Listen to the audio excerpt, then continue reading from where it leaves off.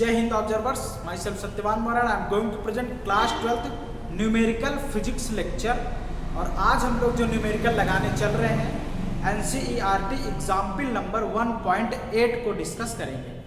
तो आपके न्यूमेरिकल में सबसे पहले आप उस क्वेश्चन को बुक ओपन करके पढ़ लीजिए और उसमें क्या स्पेसिफिकेशन है हम उसको बता देते हैं। तो सबसे पहले क्वेश्चन डिस्क्रिप्शन देख लेते हैं। तो question description,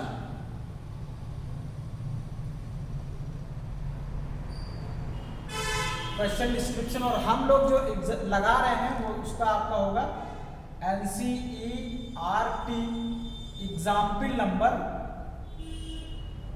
1.8। NCERT example number 1.8 और क्लास 12 फिजिक्स न्यूमेरिकल लेक्चर्स चल रहा है। न्यूमेरिकल हम लोग सॉल्व करेंगे, ठीक है। तो सबसे पहले क्वेश्चन क्या कह रहा है इसको समझ लेते हैं। उसके बाद आज हम लोग एक बहुत ही मैजिकल चीज़ देखने वाले हैं। मैजिकल चीज़ ये है, क्वेश्चन ये है कि जैसे आपकी ग्रेविटेशनल फील्ड है, ये आपका अर्थ है। अर्थ पे यहाँ पे आप क्या करते हो, एक भारी सामान है, इसका वजन बहुत ज़्यादा, इसका मास बहुत ज़्यादा है, इसका मास बहुत कम है। This is M1 and this is M2 and M1 greater than M2।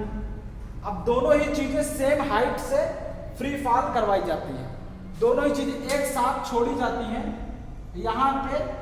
अब आप बताइए कौन सी बॉडी सबसे पहले यहाँ पे गिरेगी। तो ग्रेविटेशनल पे हम लोग देख रहे थे कि दोनों बॉडीज एक साथ यहाँ पे गिरती हैं। क्वेश्चन ये है कि क्या इलेक्ट्रिक फील्ड में भी दोनों बॉडी एक साथ गिरेंगी कि नहीं गिरेंगी। तो आज का क्वेश्चन इसी पे बेसिस है, ओके। तो सबसे पहले क्वेश्चन का डिस्क्रिप्शन और उसके अंडरस्टैंडिंग को देखेंगे, उसके बाद हम लोग इसके सॉल्यूशंस पे आते हैं, ठीक। चलिए ये सब आप नोट कर लीजिए, मुझे हटाना पड़ेगा ये सब, देखिएगा। तो क्वेश्चन डिस्क्रिप्शन में हम लोग क्या करने वाले हैं, देखिए। क्वेश्चन में ये है कि जैसे ये हमारे पास एक प्लेट है, दिस इज ए प्लेट भी है, ओके। ये प्लस चार्ज है और ये आपका माइनस चार्ज है, और इसकी जो हाइट है दैट इज 1.5 सेंटीमीटर। 1.5 सेंटीमीटर या फिर आपका 1.5 × 10⁻⁻² मीटर। सेंटीमीटर को मीटर में हमने कन्वर्ट कर लिया। और एक इलेक्ट्रिक फील्ड है, इलेक्ट्रिक फील्ड हमारा ऐसे है, पूरा इलेक्ट्रिक फील्ड ऐसे जाएगा, ओके। और इलेक्ट्रिक फील्ड का जो मैग्नीट्यूड है E, वो है 2 × 10⁴ न्यूटन पर कूलम, ठीक। इसकी यहाँ पे जो इलेक्ट्रिक फील्ड है उसकी वैल्यू है कितना, 2 × 10⁴ न्यूटन पर कूलम, और ये यूनिफॉर्म इलेक्ट्रिक फील्ड है, ओके। अब क्वेश्चन ये है कि अगर आपका ये फील्ड है तो इसमें अगर हम लोग एक इलेक्ट्रॉन यहाँ पे, इसको यहाँ से एक इलेक्ट्रॉन को हम लोग यहाँ पे ड्रॉप करते हैं, ओके। एक केस तो हमारा ये है। दूसरा case magnitude of electric field इतना ही होगा, लेकिन अब हम लोग यहाँ पे इसको रिवर्स कर देंगे। पहले इलेक्ट्रिक फील्ड ऐसा थी, अब हम लोग इलेक्ट्रिक फील्ड रिवर्स कर देते हैं। सेकेंड केस को आप देखिए, ये हमारा प्लस हो जाएगा और ये माइनस, और अब इलेक्ट्रिक फील्ड का डायरेक्शन ऐसे हो जाएगा, मैग्नीट्यूड इतना ही रहेगा।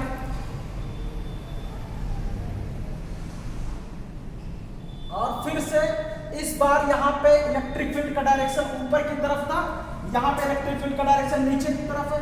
यहाँ पे हम लोग इलेक्ट्रॉन को यहाँ पे ड्रॉप कर रहे थे, यहाँ पे हम लोग क्या करेंगे, प्रोटॉन को यहाँ पे ड्रॉप करेंगे। तो यहाँ पे हमारे पास एक प्रोटॉन है, ओके। क्वेश्चन ये है कि यहाँ से यहाँ तक इलेक्ट्रॉन को जाने में और यहाँ से यहाँ तक प्रोटॉन को जाने में किसमें ज्यादा टाइम लगेगा, आपका क्वेश्चन ये पूछ रहा है, क्लियर। तो यहाँ पे सपोज दैट TE, यहाँ से यहाँ तक जाने में TE टाइम लगता है और यहाँ से यहाँ तक जाने में TP टाइम लगता है, ओके। तो कौन सा टाइम ज्यादा लगेगा, क्या दोनों चीजें बराबर टाइम पे पहुंचेंगी, क्या दोनों आपके पार्टिकल इक्वल टाइम लेंगे यहाँ से यहाँ तक जाने में, जबकि इलेक्ट्रिक फील्ड का मैग्नीट्यूड सेम है और डिस्टेंस भी सेम है। लेकिन पार्टिकल अलग अलग है, ये that is electron and that is proton and both the particle have the same value of charge, clear, and the same electric field attraction. तो क्या दोनों पार्टिकल इक्वल टाइम यहाँ पे लेंगे? इसी चीज को हमें क्या करना है, फाइंड आउट करना है। ओके, तो कैन वी प्रोसीड, आगे चलें। आप समझ गए ना क्वेश्चन क्या है। अब हम लोग इसके सॉल्यूशंस पे चलते हैं, ठीक। चलिए स्पेसिफिकेशन में ऊपर लिख देता हूं ये चीज, ध्यान से देखिएगा। इलेक्ट्रिक फील्ड ई की जो वैल्यू है आपके एनसीईआरटी में बुक में दिया है, आप लोग थोड़ा सा देख लीजिएगा, न्यूटन पर कूलम। जैसे ही यहाँ पे हमने इस पॉइंट पर इलेक्ट्रॉन को रखा, इलेक्ट्रॉन पर निगेटिव चार्ज होता है और उसके बाद ये आपका इस पर पॉजिटिव चार्ज होता है और यहाँ निगेटिव चार्ज है पूरी प्लेट पर। तो ये निगेटिव इलेक्ट्रॉन को रिपेल करेगा और ये पॉजिटिव इलेक्ट्रॉन को अट्रैक्ट करेगा। तो इलेक्ट्रॉन किधर जाने की कोशिश करेगा, इधर। तो इलेक्ट्रॉन पर जो फोर्स अप्लाई होगा उसका डायरेक्शन किधर होगा, नीचे की तरफ। तो Fe का डायरेक्शन नीचे की तरफ। तो इलेक्ट्रॉन जब नीचे की तरफ जाएगा तो इलेक्ट्रॉन पर मोशन किधर होगा, नीचे की तरफ। इलेक्ट्रॉन एक्सेलरेट किधर करेगा, नीचे की तरफ। तो अब हम लोग ये देख लेते हैं इलेक्ट्रॉन पर फोर्स कितना लगता है, और इलेक्ट्रॉन का जो मास है me। तो सो इसके लिए काम कर रहे हैं क्योंकि हमें ये टाइम निकालना है यहां से यहां तक। तो टाइम देखते हैं कितना होता है। Force on electron Fe equal to होता है आपका E इंटू ई, मतलब आपका Q इंटू ई होता है, इलेक्ट्रॉनिक चार्ज E इंटू ई।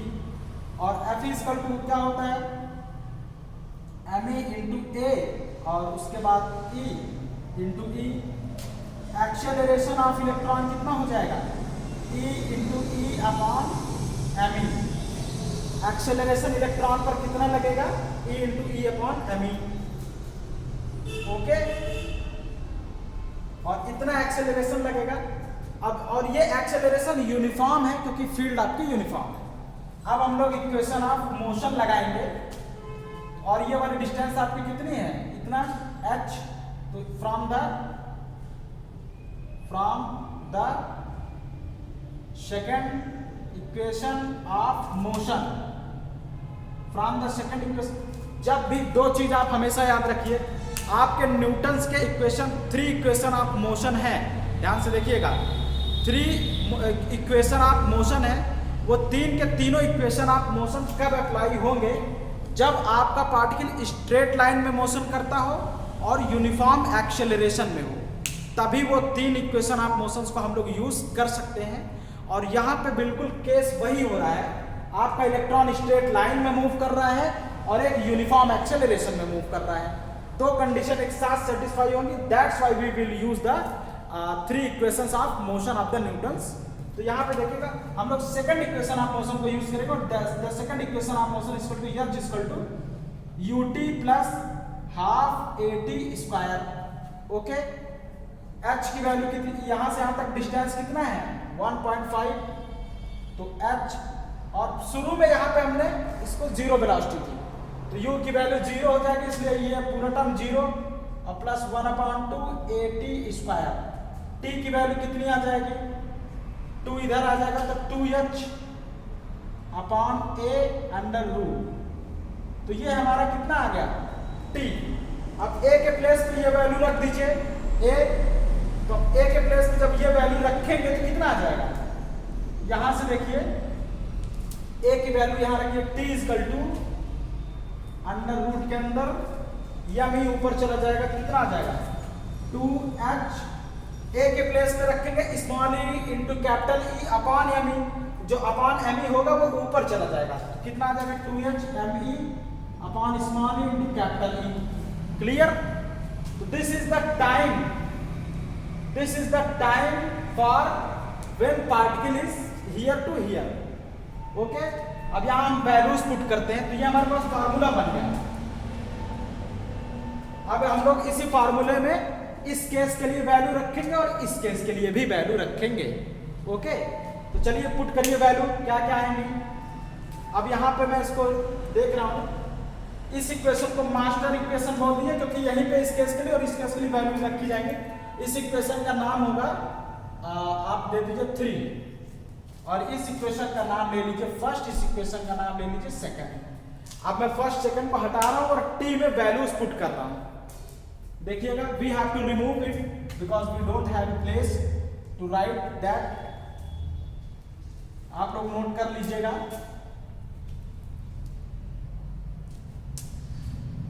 चलिए, putting the value in equation 3 for case first.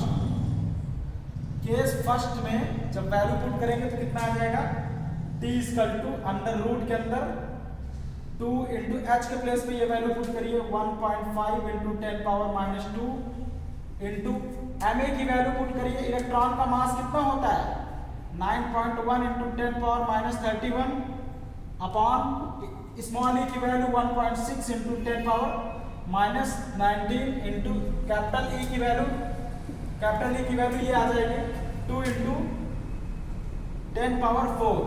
Okay, ये 2 से ये 2 आपका कैंसिल आउट हो गया और आपका अप्रॉक्सीमेट 1.6 और 1.5 अप्रॉक्स कैंसिल आउट हो गया। ओके, और यहाँ पे आपका कितना आ जाएगा 9.t equal to under root के अंदर 9.1 इंटू ये आप देखिए कितना आ जाएगा 10 की पावर ऊपर आ जाएगा -33, -31 और -2 कितना हुआ -33 और यहाँ पे आपका माइनस ये आ जाएगा, कितना आ जाएगा तो ये आपका हो जाएगा -6 और ये आपका हो जाएगा 19, तो 19 12 -12 और -6 तो आपका हो जाएगा 10 की पावर -18। तो t इक्वल टू आपका हो जाएगा approximate 3 into 10 power -9 second. Okay, are you getting this? Calculate it. When this will go up, then we have only 10 power -12. हाँ, 10 power -12 और जब ये ऊपर जाएगा तो 10 power -6 और -12 -18 and the value of -18 we take the under root, we have -9 second. तो इसका मतलब इसके लिए जो टाइम टी आया है वो कितना आ गया, टाइम टी की वैल्यू 3 इंटू 10 की पावर -9 सेकेंड। इसका मतलब ये वाला टाइम कितना ले रहा है 3 इंटू इतना टाइम ले रहा है। ओके, अब हम लोग इसकी वैल्यू पुट करते हैं इस इक्वेशन में। कैलकुलेशन नोट कर लीजिए आप लोग। Now putting the value of this specification in equation 3 case second, इसको नोट कर लीजिए, मैं हटा रहा हूं। Putting the value of case second में, केस सेकंड अब हम लोग प्रोटॉन का सारा सिस्टम रखेंगे। तो t equal to under root के अंदर 2 इंटू एच तो उतना ही रहेगा 1.5 इंटू 10 पावर -2 और me के प्लेस पे आप वहां पे इलेक्ट्रॉन का मास है तो अब आपका प्रोटॉन का मास यहां पे रखना पड़ेगा। तो 1.67 इंटू 10 पावर -27 किलोग्राम होता है किसका, प्रोटॉन का। स्मॉल e की वैल्यू 1.6 इंटू 10 पावर -19 और the value of is 2, e की वैल्यू यही होगी इंटू 10 पावर 4। चलिए लेट्स 2 से 2 कैंसिल, अप्रॉक्सीमेट ये भी आपका कैंसिल।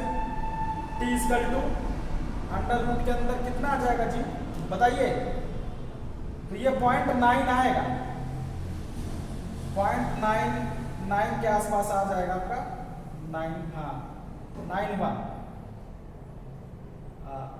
96। जब इसको हम लोग डिवाइड करेंगे तो और ये आपका कितना आ जाएगा इंटू 1.67 और इंटू यहाँ पे देखिए, यहाँ पे जब ये ऊपर जाएगा तो 10 पावर -6 हो जाएगा और -6 और -27 कितना हुआ -33 और नीचे आपका 19 है तो ओवरऑल आपका ऊपर आ जाएगा 10 की पावर -14। ओके, और नीचे तो अब आपका सारी चीजें कैंसिल आउट हो गया। What is the value of this t equal to, चलिए टेबल काउंट करिए, 16 छक्का 96 की 6 हासिल लगा 9, 16 9 144 और 9 153 तो 1 2 और 1 2 3 तो अप्रॉक्सीमेट आपका आ जाएगा यहाँ पे 1.5 अंडर रूट इंटू 10 पावर -14। अब इसको हम लोग अंडर रूट ले लेंगे तो कितना आ जाएगा, हाँ अंडर रूट में बताइए कितना, 12 ग्राम में 144 तो अप्रॉक्सीमेट आपका यहां से देखिए टी, तो अप्रॉक्सीमेट आपका 1.2 इंटू 10⁻⁻7 सेकेंड। तो जो टीपी आपका आएगा दैट इज अप्रॉक्सीमेट 10⁻⁻7 सेकेंड आपका क्या लग रहा है टाइम। क्लियर। तो अब यहाँ पे देखिए, यहाँ पे आपका ज्यादा टाइम लग रहा है और यहाँ पे आपका बहुत कम टाइम लग रहा है। Please note it here. TP की जो वैल्यू आई है ये देखिए, टीपी में यहाँ लिख देना चाहता हूँ, TP is equal to 1.2 into 10⁻⁻7 second.